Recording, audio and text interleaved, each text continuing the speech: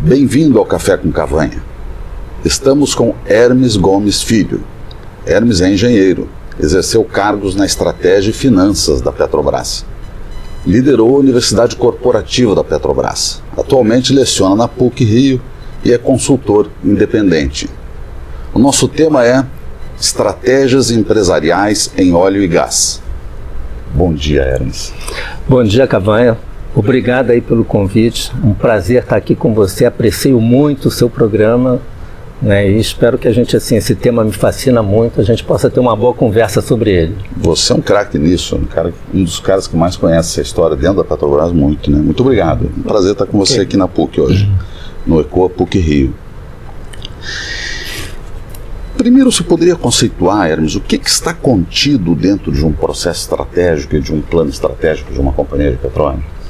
Ok, Cavanha, antes de entrar no conteúdo, eu gosto de enfatizar o seguinte, que o processo de formulação do posicionamento estratégico de uma empresa, ele tem forte indicativo da liderança da companhia, da alta administração da companhia, ou seja, ele é conduzido pela diretoria executiva e o conselho de administração. Você quer dizer que as cabeças mudam, os planos mudam fortemente? Exatamente, sabe? É claro que todo posicionamento estratégico, né, assim, conceitualmente falando, ele visa o quê? Ele visa a melhoria dos resultados, melhoria da produtividade e o posicionamento da companhia frente aos seus competidores. Então, assim, essa diretriz, ela sempre é comum naquilo que as organizações buscam.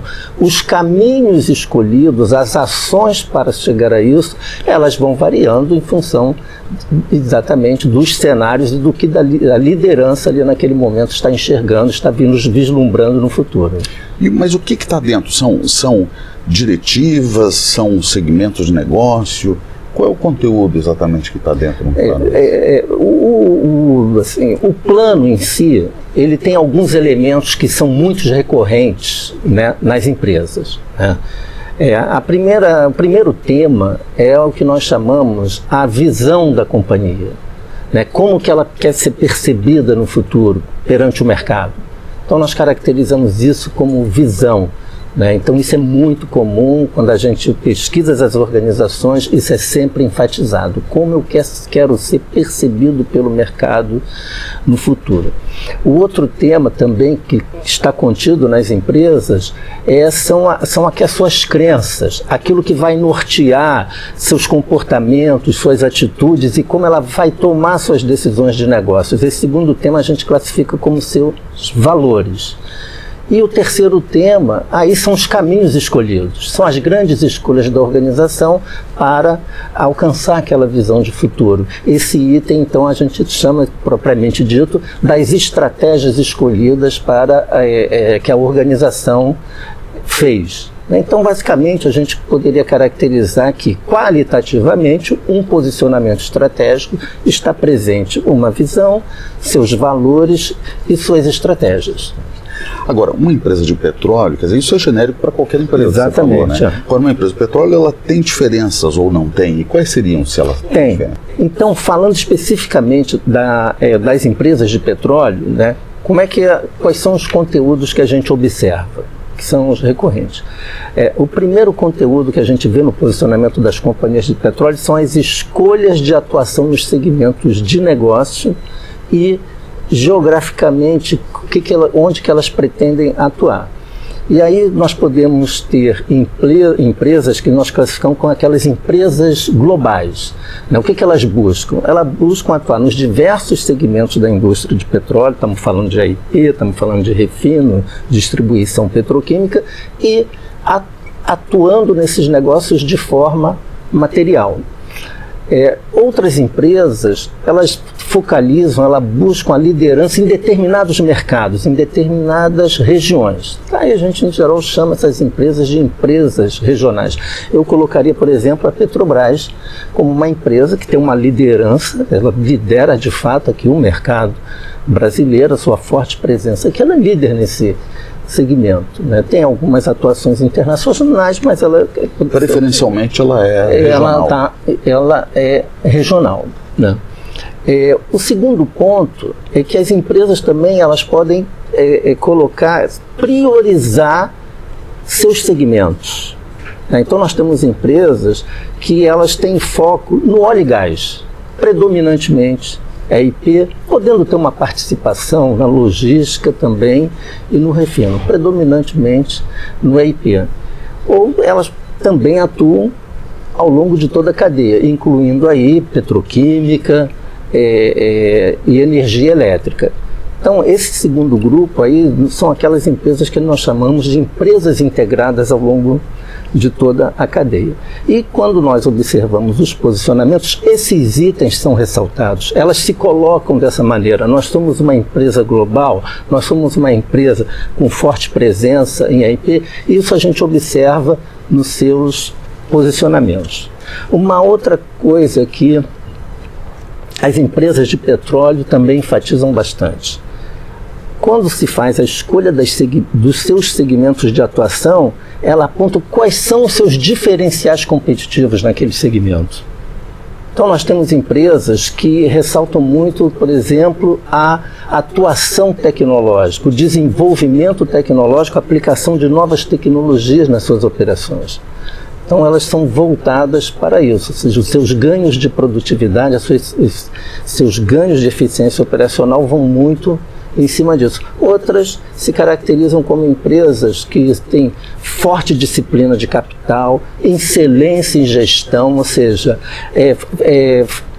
gestão ativa de portfólio, alterando suas escolhas em termos de ativos. Então também elas se posicionam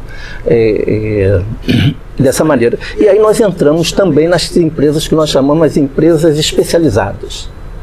Nós temos empresas que focam, por exemplo, o seu portfólio é muito caracterizado como um portfólio exploratório. As independent companies, as independentes. Empresas independentes que elas são bem sucedidas na aquisição de blocos, elas apresentam um índice de sucesso de descobertas comerciais bem acima da média e, após essas descobertas, elas usam esses ativos muito mais como negociação, transferência para outras empresas, e elas vão ficando nesse expertise muito mais assim, específico de uma parte do segmento. De uma parte do segmento. E a gente tem também o outro lado. É o que eu ia te perguntar, aproveitar para você poder caminhar nesse pensamento, se você permitir. Algumas empresas enormes agora do Brasil, vamos dar nome aos bois, Shell, já estão participando da parte elétrica, da parte final do processo, comprando algumas empresas de energia elétrica, etc. Que é exatamente o oposto daquelas que se concentram só no upstream. Agora, essas empresas, elas estão aí, também estão praticando aquilo que eu mencionei um pouco anteriormente, de se manter como empresas integradas. Ou seja, elas vão colocar também no segmento, por exemplo, elas entram na produção de energia elétrica de olho numa produção de gás que elas terão, quer dizer, já pode promover aí uma integração, uma sinergia, a sua atuação que ela tem aqui no EIP com a atuação que ela tem na energia elétrica.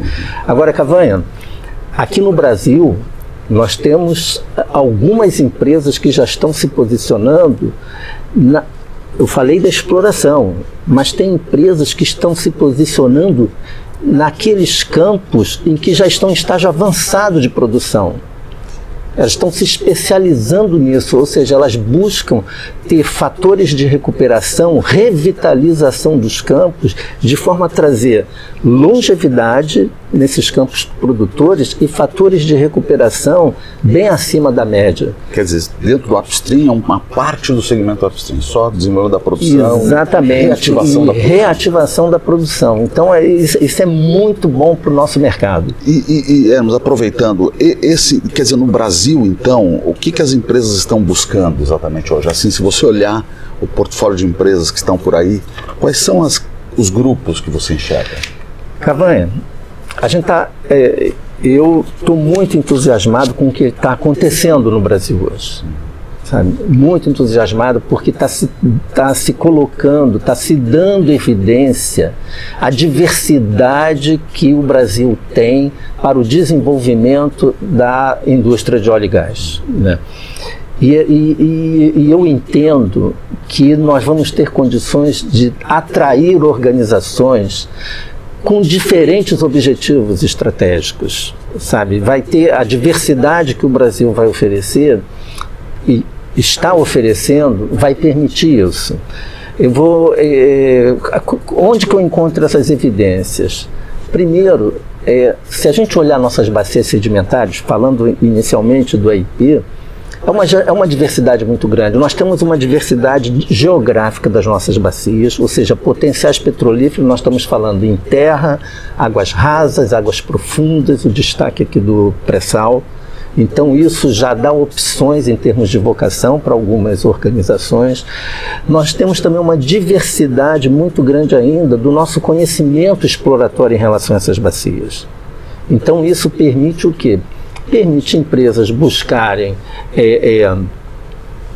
reservas em áreas de menor risco, aliado, é claro, a um prêmio também menor, mas ao mesmo tempo permite que empresas que tenham seu apetite ao risco em busca de prêmios maiores de retorno também atuar aqui, né?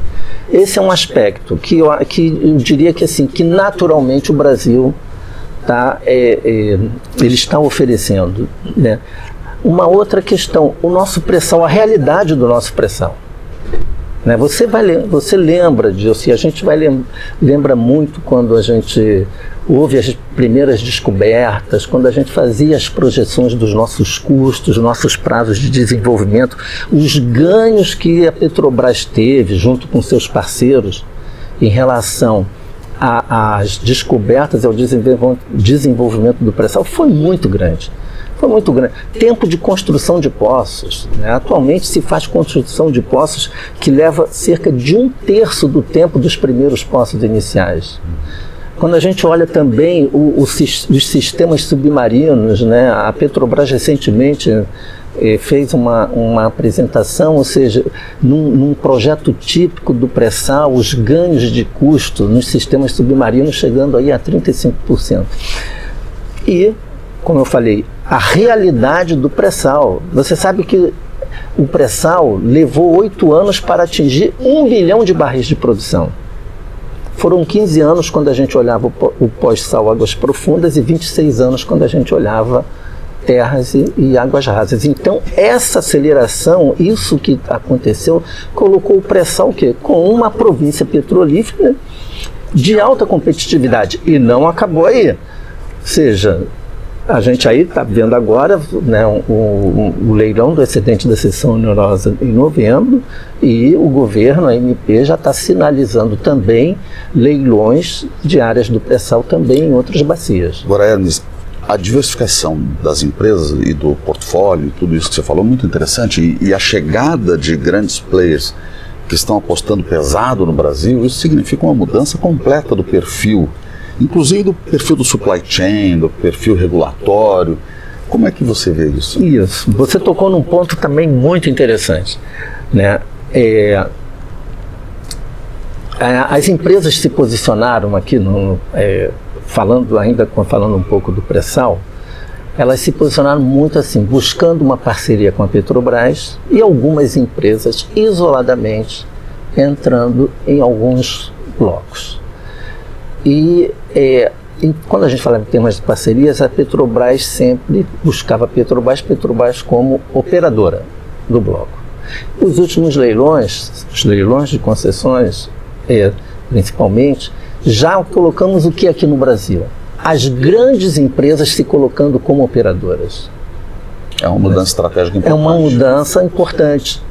É uma mudança importante, ou seja, então a cultura de operação, de desenvolvimento de projetos, nós vamos ver isso no mercado brasileiro com muito mais evidência, com essas empresas sendo operadoras. Isso que você tocou é bem interessante, né? Se você quiser explorar um pouquinho, porque, por exemplo, o supply chain, quer dizer, os fornecedores, a primeira camada de fornecedores, eram todos ligados à Petrobras, que era operadora, né? No passado monopólio, depois já acabou fim do monopólio, mas preferencialmente a Petrobras fazia o modelo de contratação no Brasil, né? Hoje isso, com a entrada forte desses outros grandes, né, isso muda muito, não? Vai mudar bastante. Isso muda bastante, vai trazer uma diversidade para o mercado, porque, de certa forma, nós vamos também ver projetos de concepções distintas, né? Ou seja, você tem um modelo de concepção de projeto, a Petrobras desenvolveu muito bem isso ao longo dos tempos, e outras companhias podem ter filosofias distintas e abordar o mercado fornecedor de uma maneira distinta. Agora, a diversidade de clientes que, entrando no Brasil como operadores, vai também mobilizar em toda a cadeia de suprimento também para se adaptar e atender esses novos clientes.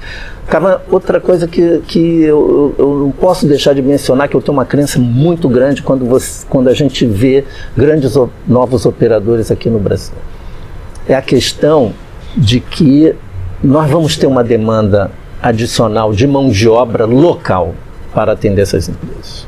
Ou seja, na medida em que essas empresas vão ganhando materialidade operacional aqui no Brasil, seja na parte da operação propriamente dita, seja na parte da gestão, seja os profissionais técnicos, seja os profissionais de nível superior, sejam seus executivos, eu acredito muito que essas empresas vão buscar essa mão de obra aqui no Brasil. Hermes, e você, como liderou a Universidade Petrobras, que treinou muita gente, tudo, você foi gerente executivo lá, gerente geral, a pergunta é a seguinte, quer dizer, e essas empresas que agora vão estar no Brasil utilizando mão de obra local, qual a estratégia, como é que será que elas vão andar nessa capacitação de pessoas para poder ter trabalho, mão de obra profissional e mão de obra geral? Isso, com certeza, né? A nossa indústria, a indústria do petróleo, é uma indústria, quando a gente fala em termos de formação e de desenvolvimento de pessoas, ela é uma indústria altamente especializada. Ou seja, o próprio desenvolvimento tecnológico levou a isso, as próprias as fronteiras que a gente foram sendo incorporadas, né, que você saía do campo terrestre, que tinha ali modelos de poços, instalações de produção, fomos para a plataforma continental, águas profundas, pré-sal, então isso já leva a um nível de especialização muito grande, né? E é uma questão mesmo de produtividade, de custo. As empresas tendo participação material aqui no Brasil, vai ser mais barato para elas ter essa mão de obra local do que estar importando mão de obra. Agora, a gente tem que responder a isso, né? Como vai capacitar isso? Como nós vamos capacitar? Isso, elas vão ter que ter seus mecanismos. Isso, e aí... o que a gente observa, Capitão, isso eu posso falar para você, porque tanto no meu período lá ali na Universidade Corporativa da Petrobras, como mesmo depois, agora, é muito comum instituições, tanto instituições de ensino, tipicamente instituições de ensino, mas instituições de educação profissional, educação corporativa, começarem a ver isso aqui no Brasil, esse espaço no Brasil e procurar aqui. Agora, tem também as nossas instituições. A gente tá observando, se nós olharmos, né, tanto no nível de graduação como no nível de especialização, também as universidades brasileiras, as instituições de formação executiva, estão ofertando cursos especificamente ligados à indústria de óleo e gás. Né? Aí, é claro, nós não podemos pecar no básico, né, de pecar no nível técnico, né, porque tem uma presença muito forte da nossa mão de obra no nível técnico. Então, isso a gente não pode pecar. Então, seja as nossas instituições de nível técnico, seja as nossas instituições de nível superior, realmente vai haver uma necessidade de um investimento adicional para isso, mas como é que se diz? Como eu acho que o mercado puxa isso, com certeza elas vão procurar responder.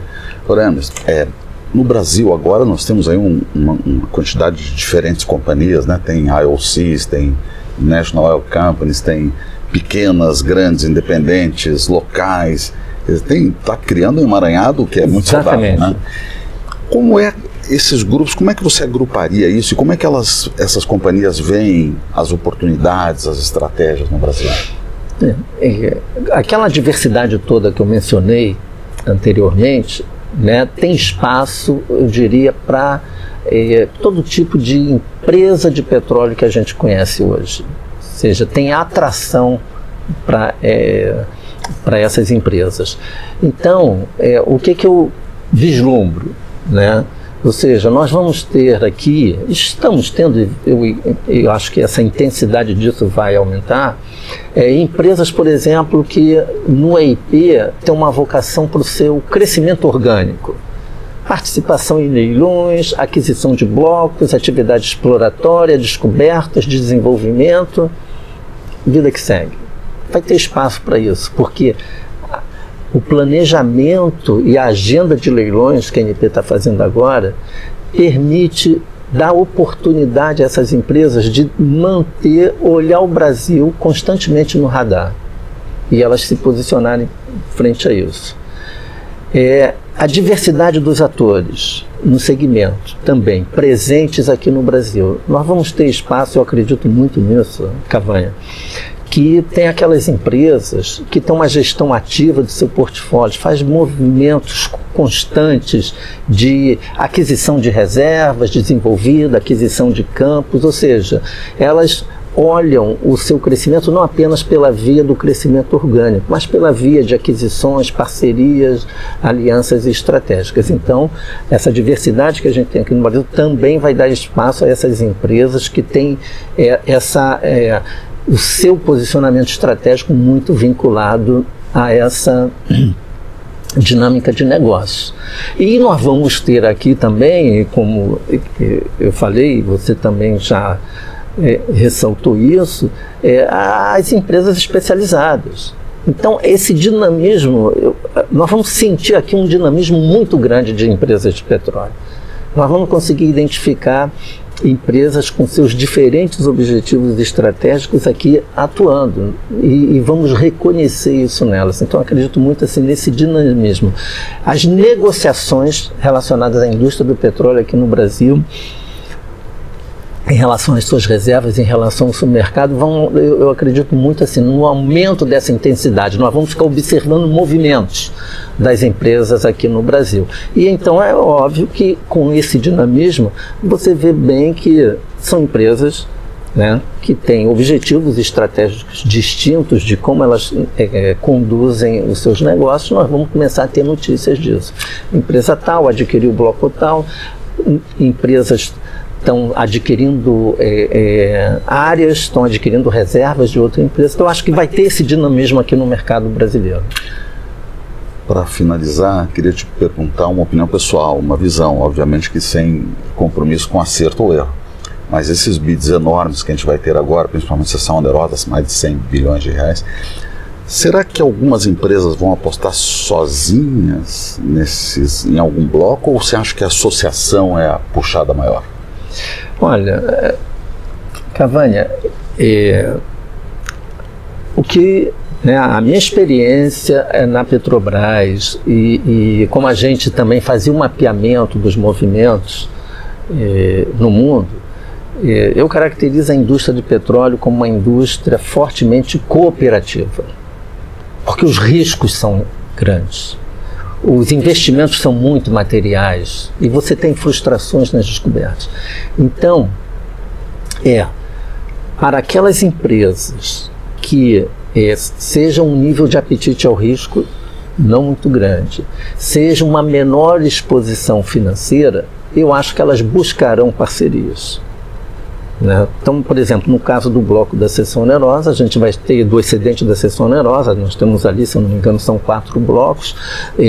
Petrobras parece que manifestou direito de preferência em relação a 2 blocos, e aí nós vamos ter 2 blocos que podemos ter participação tanto em consórcio como em empresas.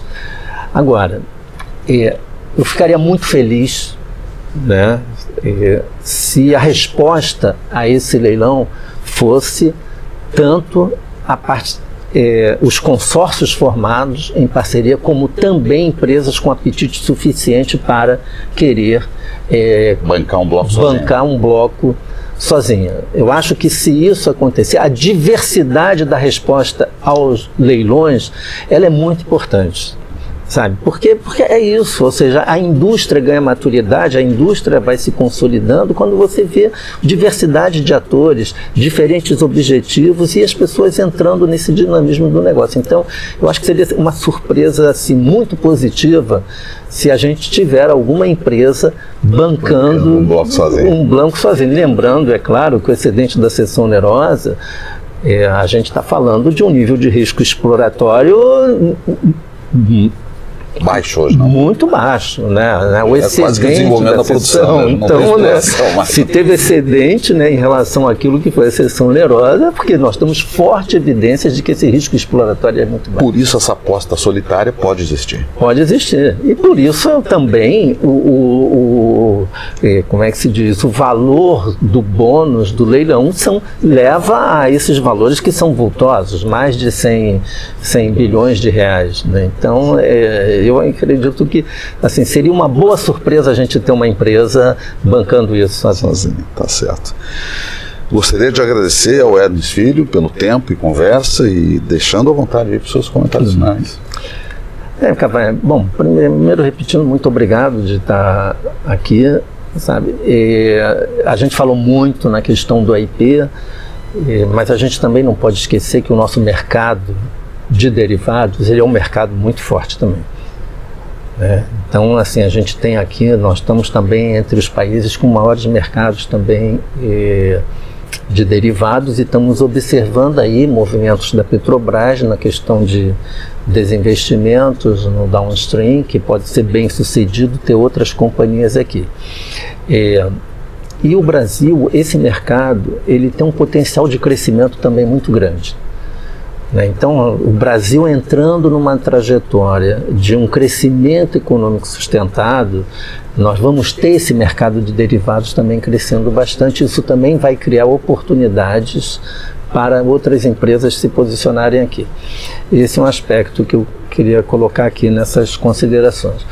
Um outro aspecto que a gente não pode esquecer é a indústria do óleo e gás. Ela é uma indústria que tem uma intervenção forte na questão do meio ambiente, uma questão de segurança das suas operações. Então, não é por acaso que nós estamos muito corretos aqui no país de estabelecer padrões de excelência para a questão da segurança das operações e ao meio ambiente. E as empresas têm respondido a isso.